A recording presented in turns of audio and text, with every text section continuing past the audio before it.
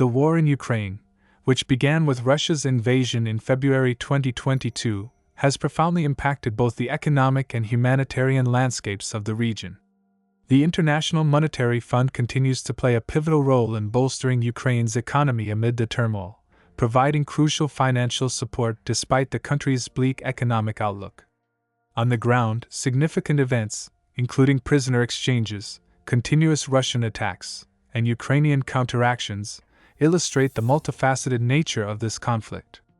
This episode will delve into recent economic developments, IMF support, and the complex humanitarian crisis, presenting a comprehensive overview of the current situation in Ukraine.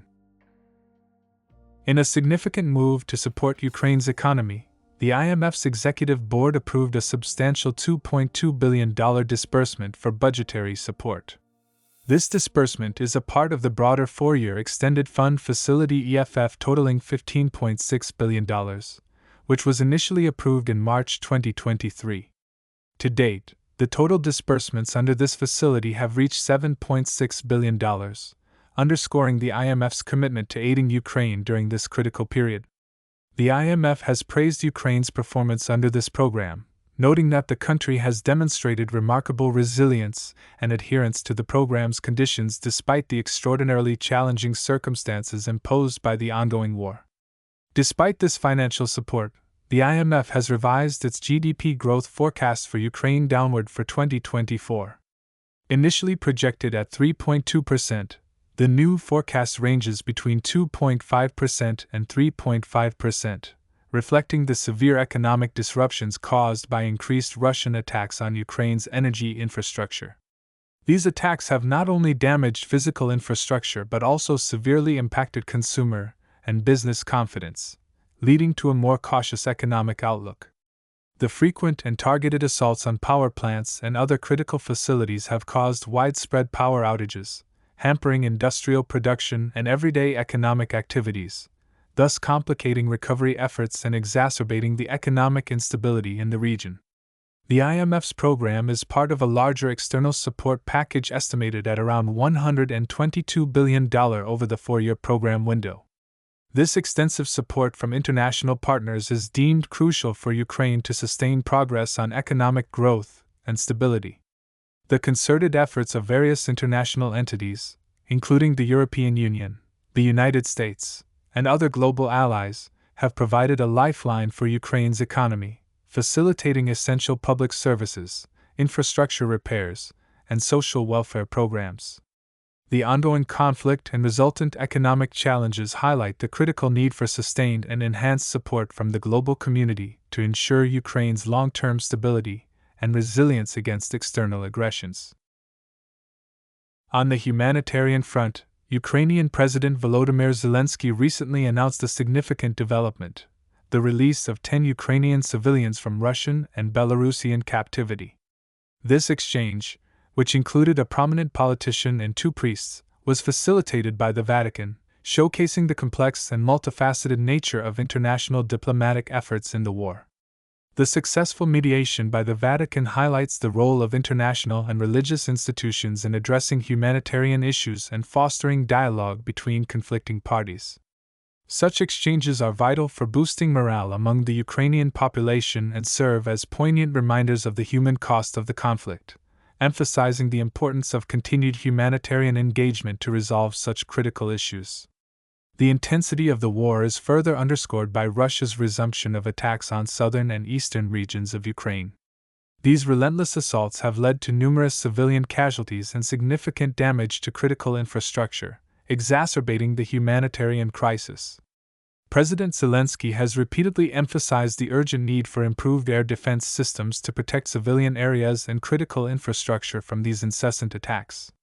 The destruction of homes, schools, hospitals, and power facilities has left many Ukrainians without basic necessities, further compounding the difficulties faced by the civilian population.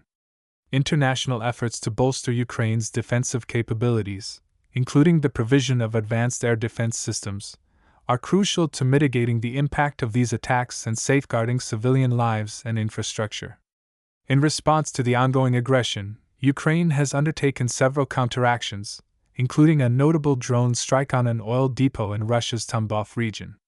This strategic attack, which caused a significant fire, is part of Ukraine's broader efforts to disrupt Russian military logistics by targeting fuel production sites that support Russian military operations. By extending the battlefield into Russian territory, Ukraine aims to weaken the logistical support that sustains Russian forces, thereby reducing the pressure on its own front lines. These proactive measures underscore Ukraine's resolve and strategic ingenuity in its efforts to counter Russian aggression and protect its sovereignty. Recent reports based on Russian mortality statistics suggest that the number of Russian troops killed since the invasion likely exceeds 71,000. This estimate is derived from excess mortality data for men aged 20 to 49, the primary age group of Russian soldiers. The significant number of casualties reflects the intense and prolonged nature of the war, highlighting the substantial human cost for Russia. This loss of life has profound implications not only for the Russian military but also for Russian society, potentially affecting public opinion and domestic support for the war. The high casualty rates may also strain the Russian military's operational capabilities, impacting their ability to sustain prolonged military engagements. The war has been marred by severe human rights violations, including widespread reports of sexual violence committed by Russian forces. Investigations have documented numerous cases, revealing a grim pattern of systematic abuse. Reports from the United Nations and other organizations indicate that the sexual violence perpetrated by Russian troops is not isolated but rather a systemic issue within the military. The use of rape as a weapon of war has been highlighted, with the UN accusing Russia of employing sexual violence as a military strategy. These heinous acts are part of a broader pattern of intimidation and terror aimed at undermining the morale and cohesion of the Ukrainian population. The systematic nature of these crimes points to a deliberate strategy employed by Russian forces, raising serious concerns about violations of international humanitarian law and the need for accountability. Victims' testimonies have brought to light the brutal nature of these crimes. Women and men alike have recounted horrific experiences of rape and torture. For instance, two young women, Daria and Marina, shared their experiences of being raped by Russian soldiers, underscoring the widespread nature of these atrocities. Male victims have reported being subjected to genital electrocution and threats of rape, often as a form of torture. These personal accounts reveal the profound physical and psychological trauma endured by the victims, highlighting the urgent need for comprehensive support and justice mechanisms to address their suffering and ensure accountability for the perpetrators. Despite the gravity of these crimes, accountability remains a significant challenge. High-ranking Russian military officials implicated in these actions have not been held accountable, reflecting a broader culture of impunity within the Russian military. The lack of accountability at the highest levels underscores the systemic nature of the violence and the difficulties in prosecuting war crimes.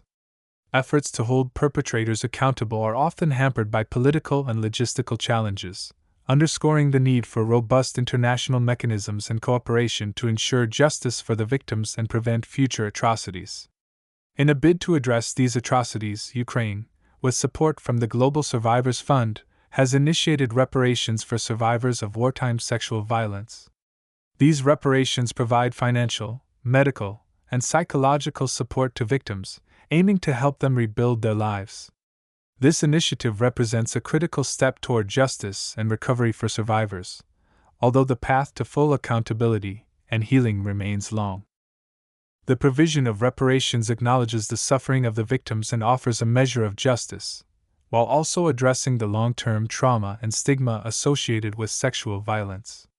Continued international support and collaboration are essential to expanding these efforts and ensuring that all survivors receive the support they need.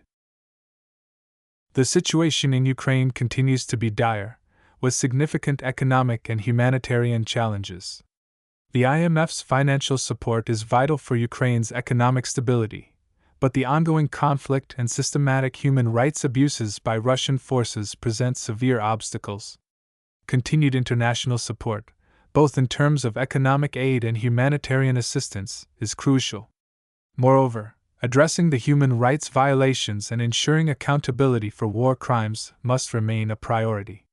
The global community must remain vigilant and committed to supporting Ukraine through this tumultuous period, ensuring that justice and stability can eventually be restored.